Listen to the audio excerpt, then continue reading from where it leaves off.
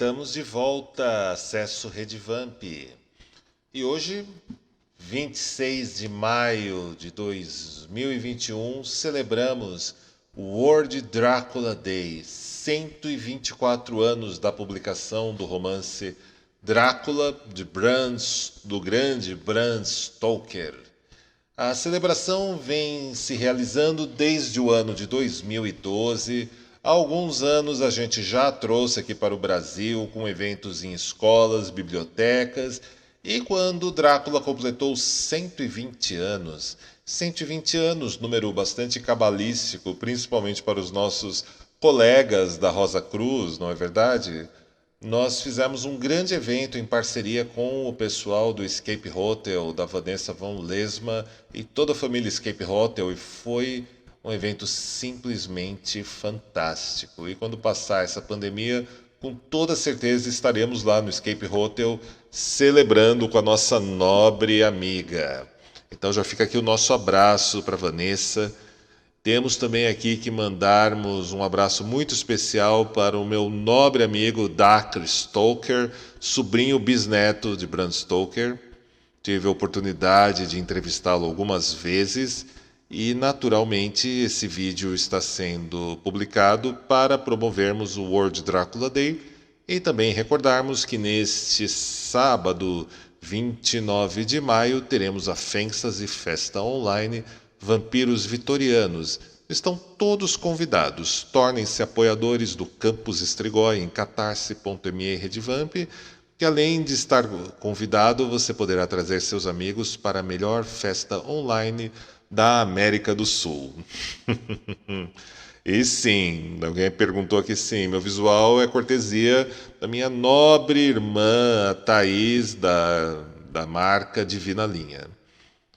Então vamos, o World Dracula Day, reza a tradição que nesse dia devemos falar sobre o romance Drácula de Bram Stoker, um clássico, e por que Drácula é um clássico, eu respondo ao final deste vídeo. Diário de Jonathan Harker, taquigrafado, 3 de maio, Bistrita, capítulo 1. Saí de Munique às 20 horas e 35 minutos, em 1º de maio, e cheguei em Viena bem cedo na manhã seguinte. Deveria ter chegado às 6h46, mas o trem atrasou 1 hora. Budapeste parece um lugar esplêndido, pelo que pude ver de relance pela janela do trem, e o pouco que caminhei pelas ruas, tive receio de me afastar muito da estação, já que chegáramos atrasados e o trem haveria de partir o mais próximo possível do horário marcado. Tive a impressão de que estávamos deixando o Ocidente e adentrando o Oriente. Cruzamos o rio Danúbio, que aqui tem nobre extensão e profundidade, por majestosas pontes ao leste que nos conduziram entre as tradições do reinado turco. Partimos em bom horário e chegamos em Klausenburg ao anoitecer. Pernoitei no Hotel Royal. Meu jantar, ou melhor, minha ceia, foi frango cozido com pimenta vermelha, bem gostoso, mas me deixou com muita sede. Frango com páprica, como diria Hellboy de Mike Mignola. Entendedores entenderão. Nota: pegar a receita para Mina Harker. Perguntei ao garçom e ele me disse que o prato se chamava Paprika Handley e que, como era um prato típico da culinária do país, eu o encontraria em qualquer lugar nos Cárpatos. Meus parcos conhecimentos de alemão foram providenciais. Na verdade, não sei como teria me virado sem saber um pouco do idioma. Como tive algum tempo livre em Londres antes de viajar, aproveitei para visitar o Museu Britânico e pesquisar na biblioteca sobre a Transilvânia. Quando consultei livros e mapas, imaginei que aprender algumas noções sobre a região de certo seriam importantes no trato com o nobre daquele país. Descobri que o local por ele mencionado fica ao extremo oeste e faz fronteira com 3 estados, Transilvânia, Moldávia e Bucóvina, no coração dos Montes Cárpatos, uma das regiões mais selvagens e menos conhecidas da Europa. Não consegui encontrar em nenhum mapa ou obra a localização exata do castelo de Drácula, uma vez que não existe na Transilvânia algo como nossa Agência Nacional de Cartografia. Mas vi que Bístrita, a cidade postal mencionada pelo conde, é um lugar relativamente conhecido. Vou registrar algumas de minhas anotações para que possam refrescar minha memória quando relatar minhas viagens para Mina, futura Mina Harker. A população da Transilvânia é composta de 4 nacionalidades distintas. Saxões ao sul, junto dos Valáquios, são descendentes dos Dacianos. Os Magiares ao oeste, os Ciclos ao leste e ao norte. Estou indo rumo aos últimos, que afirmam serem descendentes de Átila e dos Hunos. O que é bem possível, pois quando os Magiares conquistaram o país no século XI, já encontraram os Hunos lá instalados. Li que todas as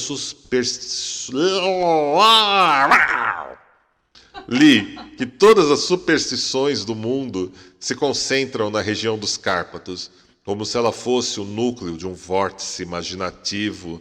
Nesse caso, a minha estadia permanece e promete ser bem interessante. Nota: perguntar ao conde sobre tudo isso. Não dormi bem. Embora a cama fosse bastante confortável, atormentado por diversos sonhos bizarros, um cão uivou a noite toda bem abaixo da minha janela, o que pode ter contribuído para meu desassossego.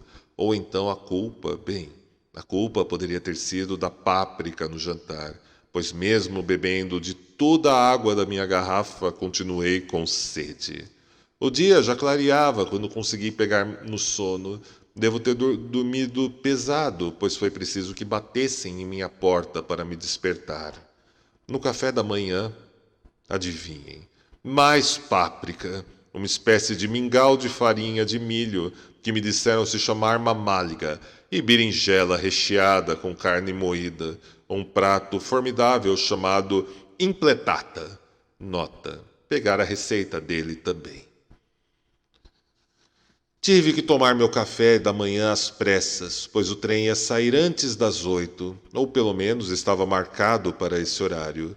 No entanto, deixei de chegar correndo na estação às 7h30.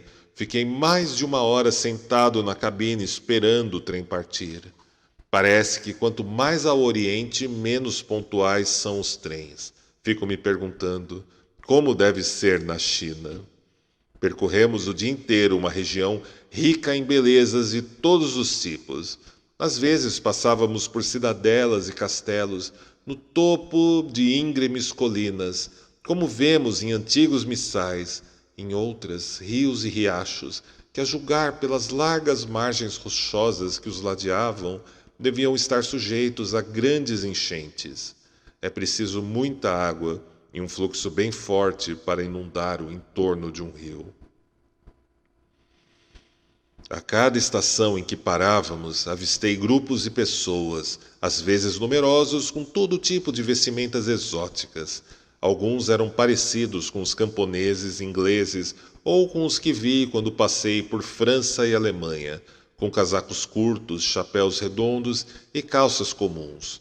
Outros bastante pitorescos. As mulheres pareciam bonitas, mas só de longe.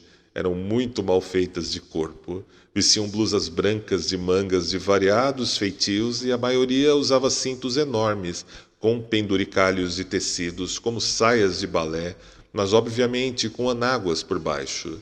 As figuras mais esquisitas que avistamos foram os eslovacos, mais bárbaros que os demais, com grandes chapéus de cowboy, largas calças brancas encardidas, blusas brancas de linho e imensos cintos de couro que mediam quase 20 centímetros, cravejados de taxas de bronze. Calçavam botas altas por cima das calças e tinham cabelos compridos e fartos bigodes negros. Eram muito pitorescos, mas pouco atraentes. Em uma peça teatral seriam imediatamente identificados como a velha corja de bandidos orientais. No entanto, segundo me disseram, são inofensivos e desprovidos de empáfia. O crepúsculo já se convertia em noite escura quando chegamos em Bístrita, uma cidade bem interessante, localizada praticamente na fronteira, pois o desfiladeiro Borgo a conecta com Bucovina.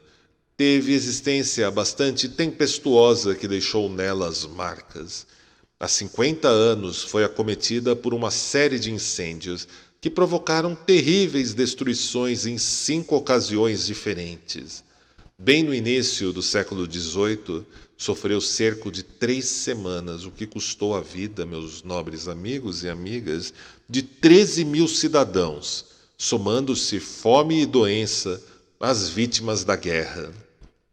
O Conde Drácula me indicara o hotel Golden Crown, que, para minha felicidade, era bastante tradicional, ideal para quem, como eu, quer conhecer ao máximo os costumes locais. Deviam estar à minha espera, pois mal cruzei a soleira da porta, fui recebido por uma efusiva senhora de idade que trajava vestido tradicional de camponesa, branco e coberto por um colorido avental duplo, comprido na frente e atrás, tão justo que desafiava a modéstia. Quando me aproximei e a cumprimentei com reverência, logo perguntou: "How Herr Ingles?" "Sim", respondi, "Jonathan Harker." Ela sorriu e deu algumas instruções para o senhor de camisa branca com manga comprida, que a seguira até a porta. Ela se afastou, mas logo regressou com uma carta do próprio conde. Nela dizia: "Meu amigo, bem-vindo aos Cárpatos. Eu o aguardo ansiosamente. Durma bem hoje à noite. Amanhã, às 3, a diligência partirá rumo a Bucovina. O seu lugar já está reservado. No desfiladeiro Borgo, minha carruagem estará à sua espera para trazê-lo até mim. Espero que sua viagem de Londres tenha sido agradável e que você aproveite sua estada em meu belo país. Seu amigo, Drácula."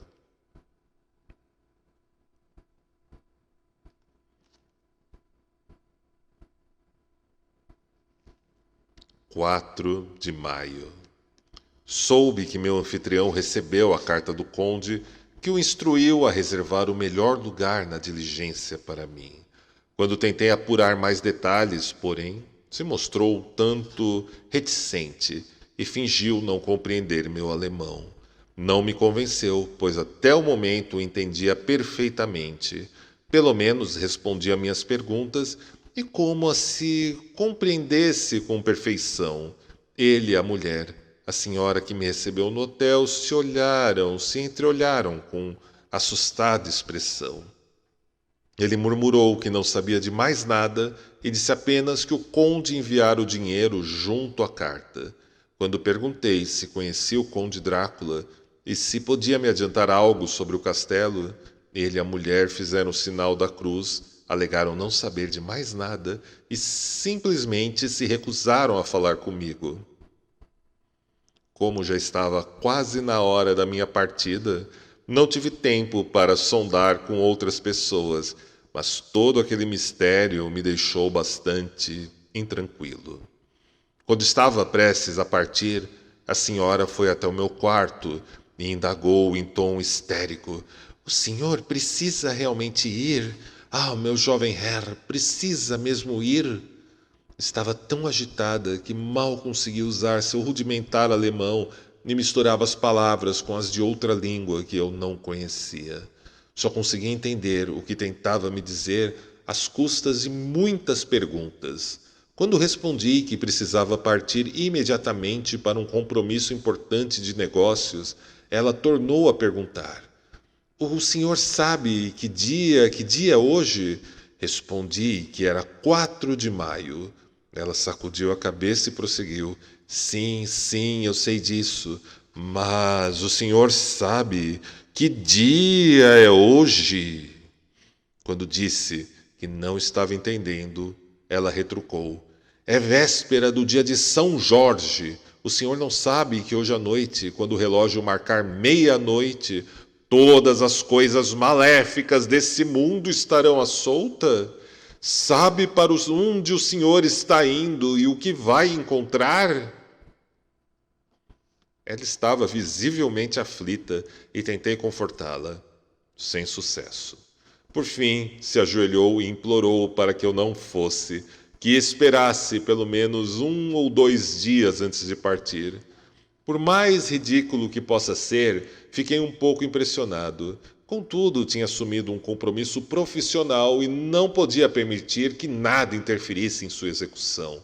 Tentei ajudá-la a se levantar, mas com o máximo de seriedade, que agradecia muito, mas que meu compromisso era inadiável e precisava partir o quanto antes. Ela se levantou, enxugou os olhos, tirou o crucifixo que usava em torno de seu pescoço e ofereceu para mim.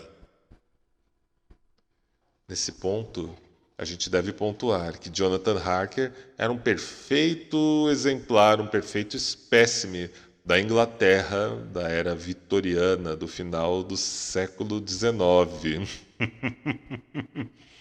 Eu fico até imaginando ele com os melhores trejeitos ingleses, prendendo a respiração, estufando o peito e dizendo: isto é um compromisso inadiável.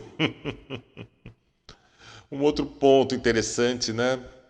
Essa viagem está começando pouca coisa depois do que os antigos comemoravam, como Beltane, como Noite de Walpurgis e outros festejos bem interessantes, atrelado a um clima mais de veraneio, a um clima até mesmo mais sexualizado, né? Porém, vejam, já havia uma pontuação de ser um dia de São Jorge para combater as forças maléficas. O que era exatamente o maléfico naquele tempo, senão o corpóreo? Mas a história, meus nobres amigos e amigas, a história prossegue. Eu estou muito feliz de ter vocês aqui comigo e certamente histories no Instagram dessa leitura são muitíssimo bem-vindos e a gente vai continuar a leitura do primeiro capítulo e na sequência vamos assistir um mini-doc inédito presenteado por Dark Stoker para a Horror Expo de 2020. Vocês vão adorar, cortesia do meu querido amigo Vitor Piodia, na sequência da minha leitura. Ah, sim, eu estou lendo a versão do Drácula, da editora Dark Side Books. A versão capa preta dele, que é muito bonita e tem bastante notas de rodapé, é uma versão bem interessante dele.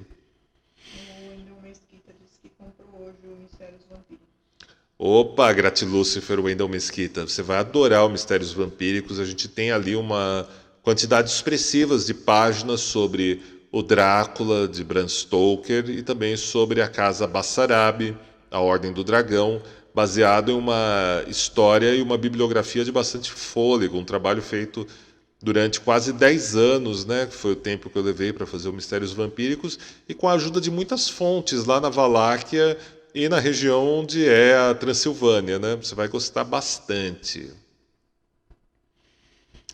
E bom, vamos aqui à continuidade, celebrando hoje o World Drácula Day. Fiquei sem saber como reagir, pois enquanto anglicano fui ensinado a considerar essas coisas idolatria, idolatria, idolatria, idolatria. Não obstante, me pareceu indelicado recusar a oferta bem intencionada de uma senhora idosa tão aflita.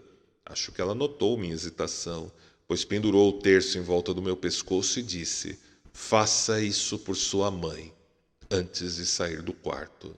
Escrevo esse trecho do diário enquanto espero a carruagem, que está, é claro, atrasada. Continuo usando o crucifixo. Não sei dizer se foi o pânico da senhora, as inúmeras superstições fantasmagóricas desse lugar ou o crucifixo em si. Só sei que não estou nem um pouco tranquilo como gostaria de estar. Se essas anotações alcançarem Mina antes de mim, deixo aqui o meu adeus, pois eis a carruagem de Conde Drácula.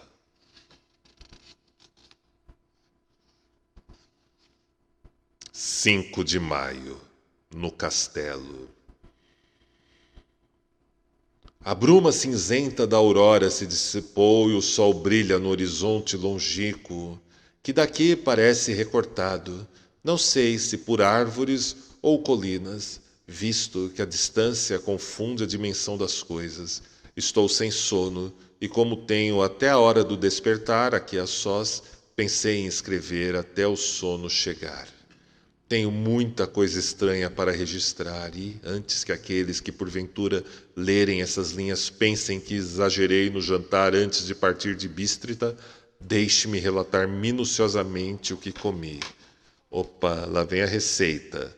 Jantei o que chamam aqui de rubber steak, mistura de bacon, cebola e carne temperada com pimenta vermelha e servida em espetos assados ao fogo, à moda do espetinho londrino.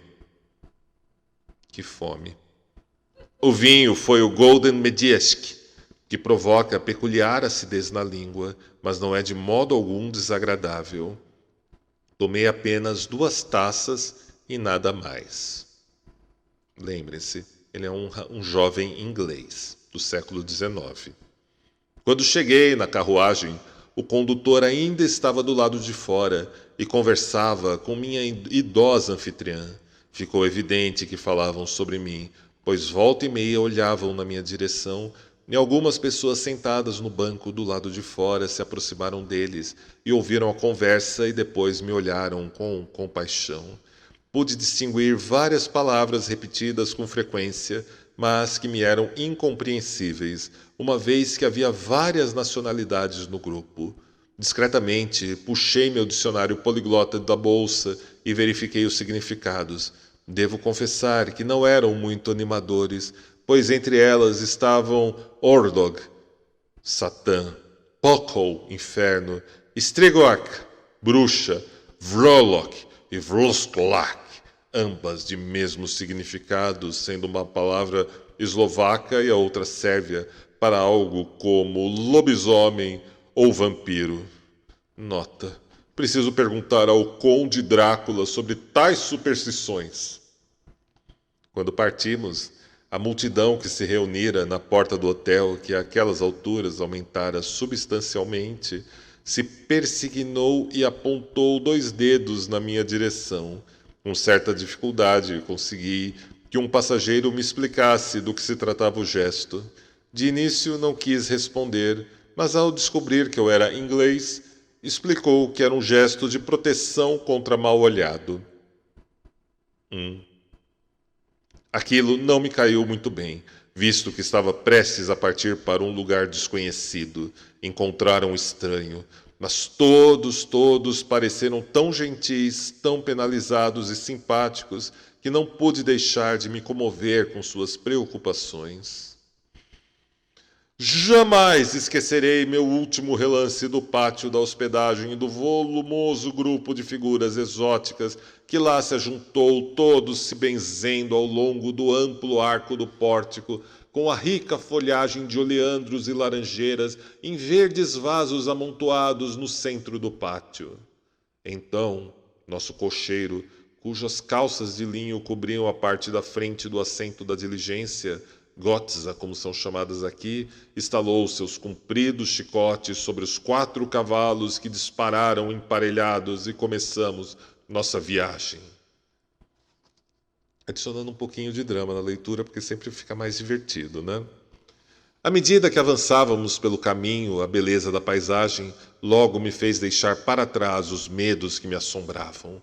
No entanto, se eu entendesse a língua, ou melhor, as línguas que meus companheiros de viagem falavam, talvez não conseguisse abstrair tão facilmente o meu desconforto. À nossa frente, espraiava-se uma região rica em florestas e bosques, com íngremes colinas aqui e ali coroadas com árvores ou casas de fazenda, com os telhados voltados para a estrada. Havia por toda parte desconcertante profusão de árvores frutíferas em flor, maçãs, ameixas, peras, cerejas. Quando passamos por ela, pude notar a grama muito verde sob as copas salpicadas de pétalas soltas. A estrada avançava por essas verdejantes colinas que são chamadas aqui de Mitterland. Contornavam áreas gramadas ou se afunilava por entre os pinheirais que aqui e ali desciam pelas colinas como verdes lavas vulcânicas. A estrada era irregular, mas mesmo assim parecíamos prosseguir com pressa frenética. Não compreendi o motivo dessa pressa, mas o cocheiro, o cocheiro, parecia determinado a seguir o mais depressa possível em Borgo Brund. Disseram que no verão a estrada é ótima, mas que ainda não fora reparada após as tempestades de neve invernais. Nesse aspecto difere da manutenção costumeira das estradas dos Cárpatos, pois, de acordo com a antiga tradição, não devem ser mantidas em muito bom estado. No passado, os hospadars não as consertavam por temer que os turcos achassem que preparavam para regimentar tropas estrangeiras e deflagrassem uma guerra que, na realidade, estava sempre na iminência de ocorrer. Para além das formidáveis e verdejantes colinas de Mittelland, erguiam-se grandiosas encostas de florestas que subiam até os íngremes cumes dos Cárpatos. Agigantavam-se ao nosso redor e resplandeciam banhadas pelo sol do entardecer, exibindo todas as gloriosas cores da bela cadeia montanhosa, azul escuro e roxo, na sombra dos cumes verdes, e marrom onde a grama se mesclava com as rochas. Panorama infinito de rochedos irregulares e penhascos pontiagudos que se perdiam na distância, em que os picos cobertos de neve despontavam grandiosos. Avistávamos imensas clivagens das montanhas e, através delas, à medida que o sol se punha, víamos o claro alvão de quedas d'água.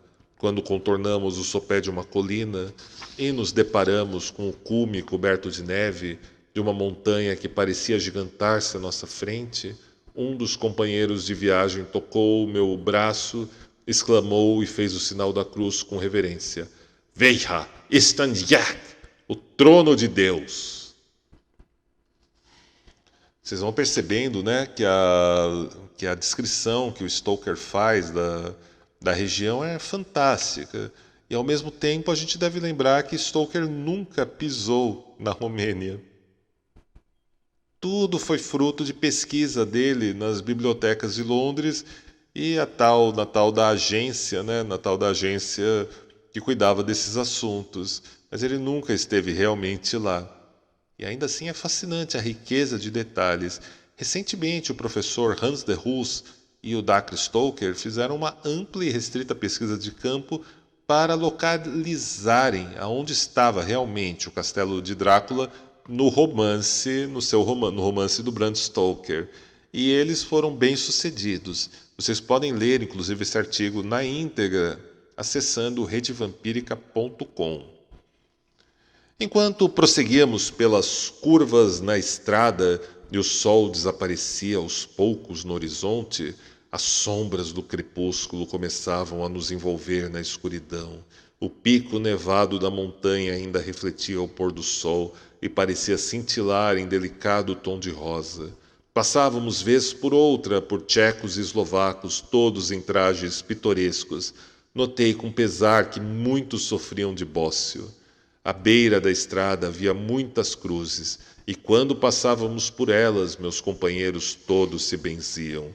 Por vezes passamos por camponeses, homens e mulheres ajoelhados diante de um altar, e pareciam tão absortos nas devoções que sequer notavam a nossa aproximação, como se não tivessem nem olhos nem ouvidos para as trivialidades mundanas. Tudo era novidade para mim, como os montes de feno pendurados nas árvores e os deslumbrantes vidoeiros cujos troncos cintilavam pelo sutil verde das folhas. Vez por outra cruzávamos com um Leiterwagen, a tradicional carroça dos camponeses, de carcaça comprida e sinuosa como serpente, projetada para suportar as irregularidades da estrada. Transportavam um grupo expressivo de camponeses de volta para casa. Os tchecos com peles brancas de carneiro, os eslovacos com as coloridas e empunhando bastões compridos como lanças com machados na ponta. À medida que caía a noite, começou a esfriar bastante e o crepúsculo parecia amalgamar em uma só névoa sombria a escuridão das árvores, carvalhos, faias e pinheiros. Somente os negros abetos pareciam se destacar aqui e ali, com a neve tardia de pano de fundo nos vales, nos sopés das colinas, enquanto subíamos o desfiladeiro.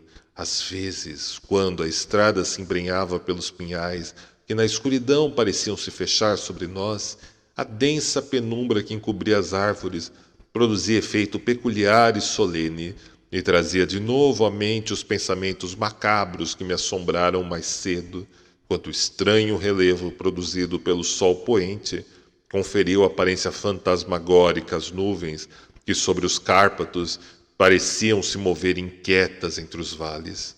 Em alguns trechos, as colinas eram tão íngremes que, apesar da pressa de nosso condutor, os cavalos eram forçados a avançar devagar. Quis descer e caminhar ao lado dos animais, como costumamos fazer na Inglaterra, mas o cocheiro não permitiu. Não, não, disse. O senhor não deve caminhar por aqui. Os cães são muito ferozes.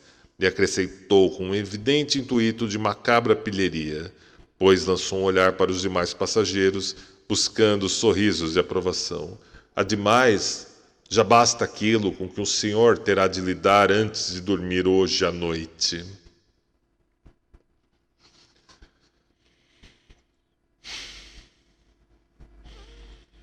Assim, a única parada que se permitiu fazer foi para rapidamente acender a lamparina. Quando a noite caiu, houve comoção entre os passageiros que se dirigiam ao cocheiro um após o outro, como se exortassem a avançar ainda mais depressa. Ele açoitou os cavalos sem dó. Com seu comprido chicote, os instigou aos gritos ferozes a redobrar os esforços. Então, a despeito da escuridão, divisei uma nesga cinzenta de luz adiante, como se houvesse uma fenda das colinas. Os passageiros ficaram ainda mais agitados. A frenética diligência se sacudia sobre suas molas de couro e balançava como barco à deriva no mar tempestuoso. Precisei me segurar, a estrada ficou mais plana e tive a impressão de que voávamos. As montanhas pareciam mais e mais próximas ao redor, como se pairassem sobre nós ameaçadoras. Estávamos entrando no desfiladeiro Borgo. Um por um, os passageiros me ofereceram presentes, insistindo para que os aceitasse com uma sinceridade que não admitia recusa. Eram presentes estranhos e variados, mas cada um me foi dado de boa fé, acompanhado de uma palavra gentil, uma bênção, e aquela curiosa mistura de gestos amedrontados que eu vira no pátio do hotel em Bístrita, o sinal da cruz e o gesto contra o mal olhado. Então, a diligência avançava desabrida. O cocheiro se inclinou e os passageiros se amontoaram nas janelas para examinar atentamente a escuridão lá fora. Ficou claro para mim que algo muito interessante acontecia ou estava prestes a acontecer. Tentei perguntar a cada um, mas ninguém quis me explicar. Permaneceram naquele estado agitado mais algum tempo. Finalmente, vimos o desfiladeiro surgir ao leste. Nuvens negras se adensavam sobre a paisagem e o ar pesado e opressivo prenunciava trovoadas. Parecia que a cadeia montanhosa havia separado duas atmosferas distintas e que entrávamos na tempestuosa. Pus-me a olhar pela janela também, em busca da condução que me levaria ao conde. Esperava a qualquer momento ver o brilho das lamparinas romper as trevas, mas a escuridão era total. A única luz eram os raios tremeluzentes de nossa iluminação, que transformavam o vapor dos cavalos a toda em uma nuvem esbranquiçada. Podíamos ver a estrada de areia branca à nossa frente, mas não havia sinal de veículo algum. Os passageiros se reclinaram novamente em seus assentos, com suspiros de alívio que pareciam desdenhar da minha frustração. Eu já pensava no que fazer a seguir, quando o concheiro conferiu as horas no relógio e disse aos demais passageiros algo que não consegui compreender direito, pois ele murmurou algo que me pareceu ser 1 hora antes do horário. Então, virando-se para mim, disse em alemão: pior do que o meu. Não há nenhuma carruagem aqui. Ninguém veio buscar o senhor. Melhor ir agora para Bucovina e voltar amanhã ou depois de amanhã, melhor ainda, depois de amanhã. Enquanto falava, os cavalos relincharam agitados, obrigando o cocheiro a segurá-los com firmeza. Então, em meio ao coro de gritos dos camponeses, todos fazendo o sinal da cruz, um caleche com 4 cavalos surgiu da escuridão atrás de nós, nos alcançou e estacou ao nosso lado. Quando os raios de luz das nossas lamparinas o iluminaram, pude ver que os cavalos eram esplêndidos, pretos como carvão. Eram conduzidos por um homem alto, de barba comprida, castanha e grande chapéu preto, que parecia esconder seu rosto. Pude apenas distinguir de relance o fulgor de seus olhos brilhantes, que pareciam vermelhos à luz das lamparinas. Quando se virou em nossa direção, disse ao nosso cocheiro: chegou cedo, meu amigo. O Herr inglês estava com pressa, respondeu a voz trêmula. O estranho retrucou: então, foi por isso? Suponho que você queria que ele fosse para Bukovina. Você não pode me enganar, meu amigo. Eu sei de tudo e meus cavalos. Meus cavalos são velozes. Enquanto falava, sorriu e a luz iluminou sua boca. A aparência. A aparência era cruel, com lábios escarlates e dentes pontiagudos, brancos como marfim. Um dos meus companheiros sussurrou para o outro um verso de Lenore, de Birger. Den dir Tosten reiten schnell, pois os mortos viajam depressa. O misterioso colcheiro de certo ouviu as palavras, pois ergueu os olhos com um sorriso reluzente. O passageiro desviou o rosto, fazendo o sinal da cruz. Passe-me a bagagem de Herr, disse o cocheiro, e com célere presteza minhas malas foram removidas da diligência e acomodadas no caleche. Desci, e como os veículos estavam emparelhados bem próximos, o cocheiro me auxiliou na passagem de um transporte para o outro, segurando o meu braço com tamanha firmeza que parecia ter mãos de aço. Devia ter força prodigiosa. Sem uma palavra, sacudiu as rédeas. Os cavalos viraram e adentramos a escuridão do desfiladeiro. Olhando para trás, vi o vapor dos animais à luz das lamparinas e as silhuetas dos meus companheiros de viagem, todos se benzendo. O cocheiro estalou o chicote e vociferou um comando aos cavalos que partiram a toda, rumo a Bukovina. Ao mergulhar no breu que nos circundava, senti um calafrio estranho e fui tomado por súbita solidão. O cocheiro colocou uma capa em minhas costas e uma manta sobre meus joelhos e disse em excelente alemão: a noite está fria, mein Herr, e meu patrão, o conde, pediu que cuidasse bem do senhor.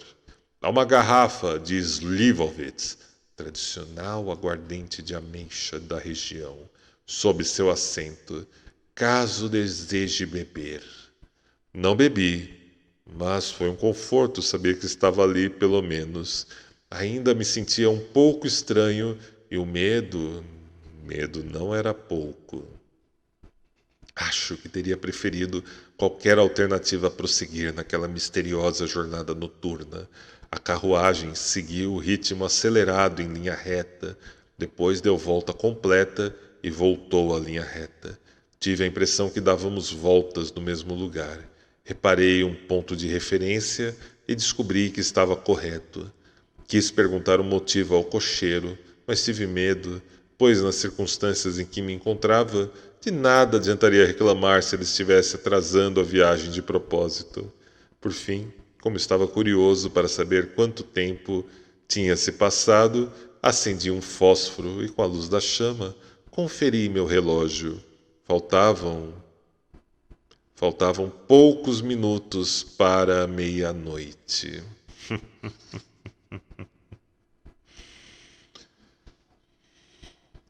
É uma jornada simplesmente fantástica, extremamente tátil, extremamente sensorial e com muitos aromas, com muitos sabores que a gente vai percebendo na descrição e na prosa do Bram Stoker. Um dos detalhes, né, novamente, é a boa descrição do verão, dos tempos de Beltane, dos tempos da noite de Valpurgis e outros tantos pontos que são muito caros a vocês que leem os meus livros da série Codex Strigoi, principalmente, eu tenho certeza. E também quem lê O Deus é um Dragão deve estar se divertindo e fazendo diversas associações sobre tudo isso. Para os meus apoiadores lá do Campus Strigoi, no Catarse, a gente tem um grupo fechado no Telegram do Anfiteatro. E se vocês estiverem por aqui, podem mandarem perguntas por lá que depois, mais tarde, ainda hoje, eu respondo para vocês sobre essas associações. Faltavam poucos minutos para meia-noite. Aquilo me alarmou, pois as experiências recentes intensificaram em minha mente as superstições sobre o horário. Aguardei com nauseante sensação de suspense. Ouvi uivos de cão vindo de uma casa no fim da estrada. Som prolongado e agonizante, como se fosse de medo.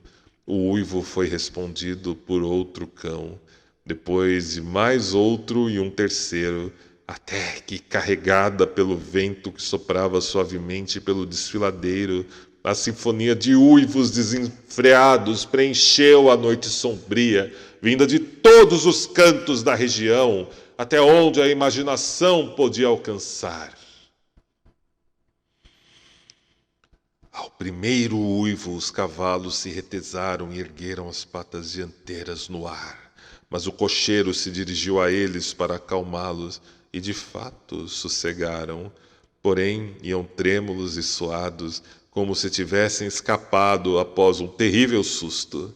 Então, à distância das montanhas que nos ladeavam, ouvimos uivos mais vigorosos e cortantes. Lobos. O som afetou os cavalos e a mim da mesma maneira. Tive ímpetos de pular da caleche e sair correndo ao passo que os animais espinaram novamente e se projetaram para a frente, o que fez o cocheiro usar toda a sua considerável força para impedir que disparassem em galope desenfreado. Após alguns minutos, porém, meus ouvidos se acostumaram ao som, e com os cavalos mais calmos, o cocheiro pôde descer e parar diante deles.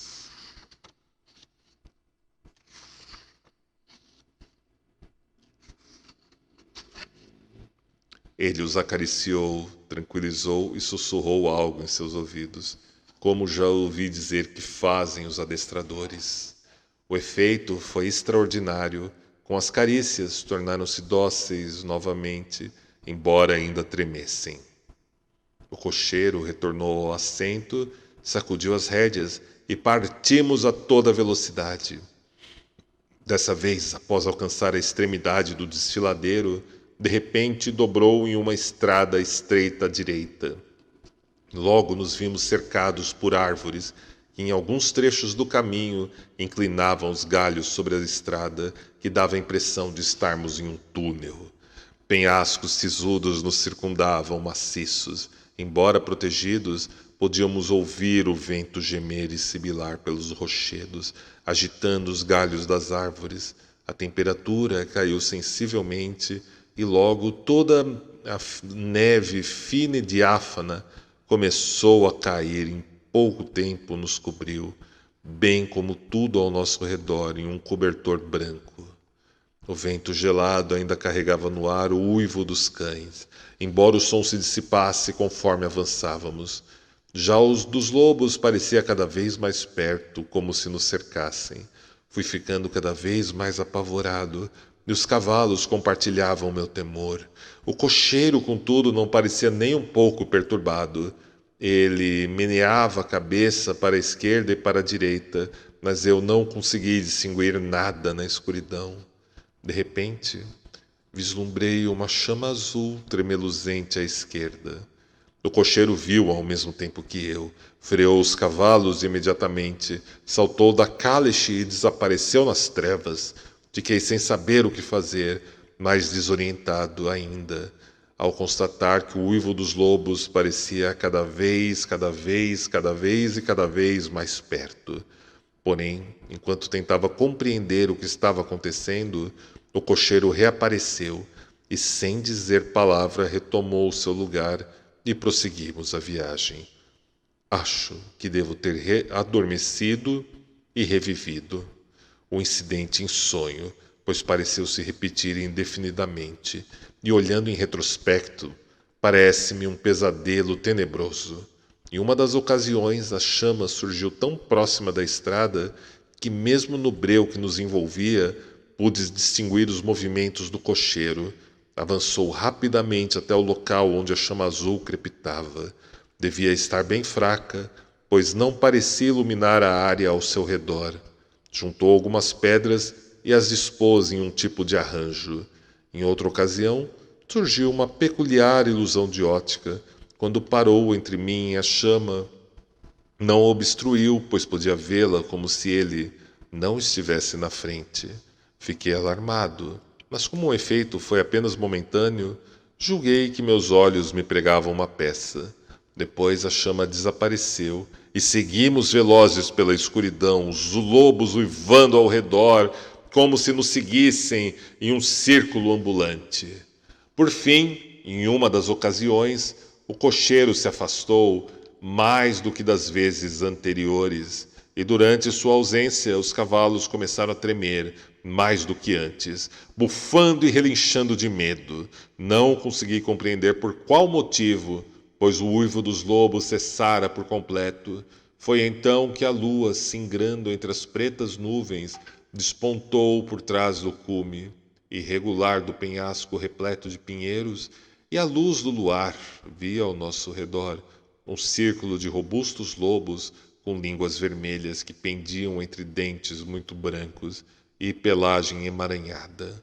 Em silêncio soturno, eram 100 vezes mais assustadores do que o uivando. Fiquei paralisado de medo. Só compreendemos a verdadeira dimensão de certos horrores quando nos vemos face a face com eles.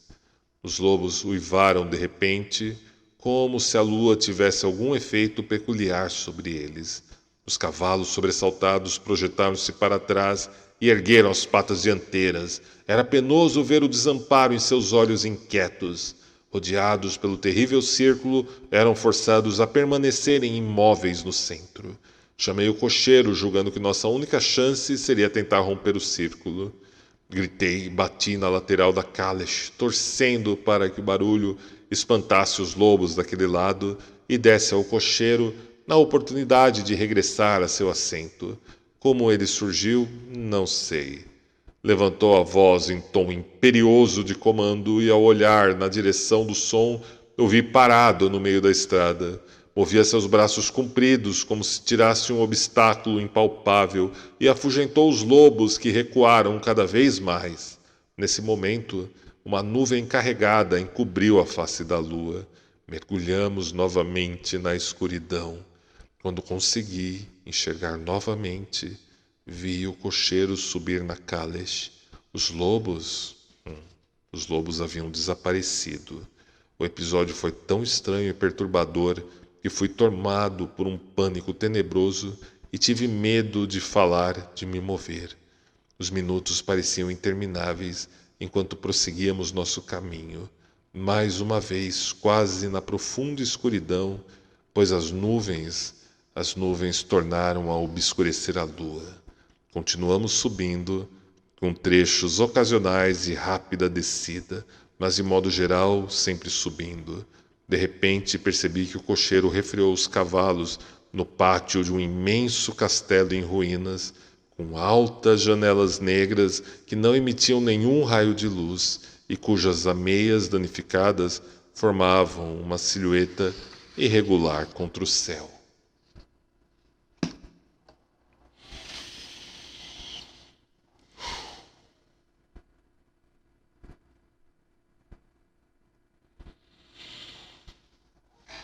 Que jornada, meus nobres amigos e amigas.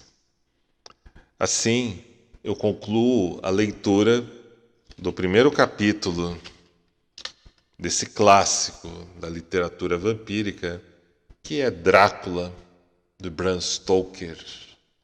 Esse clássico publicado há exatos 124 anos atrás, e que se tornou, sem sombra de dúvida, uma das maiores histórias de vampiros já publicadas até hoje. Magnífica, não é verdade? Simplesmente magnífica. Simplesmente magistral. Simplesmente, como diria o grande Ítalo Calvino, eu sei que o grande Ítalo Calvino diria que um clássico é aquela obra consagrada pelo tempo, a qual nós sabemos a história, sabemos o desfecho e não vamos a ela atrás da história ou do desfecho. Vamos ali para nos reencontrarmos em seus personagens e narrativas e percebermos aonde estamos em nossa vida naquele momento. Isso que é a estrutura de um clássico. Não sei, realmente desconheço se Ítalo Calvino postularia Drácula de Bram Stoker como um clássico. Mas, sem sombra de dúvida, eu, Lorde A, segundo eu mesmo, considero Drácula um clássico. E se eu posso fazer dentro do contexto vampírico, definitivamente eu afirmo e assino e deixo marcado. Eu espero que essa leitura de Drácula de Bram Stoker, do seu primeiro capítulo nesse World Drácula Day, tenha sido extremamente visual, inspiradora para todos vocês. Eu acho que é uma maneira digna, bela e justa de celebrarmos essa grande obra que marca as nossas vidas, né? É bem verdade que muitos, geralmente, às vezes nunca leram Drácula, só o conhecem dos filmes, do cinema. Até mesmo o historiador brasileiro, o Arturo Branco, postula, né, que a gente tem 3 Dráculas, se a gente for pensar. O Drácula do romance do Bram Stoker, o Drácula da literatura e o personagem histórico que leva esse nome, né? Esse é um ponto também bem interessante, né? Bem para a gente sempre levar em consideração.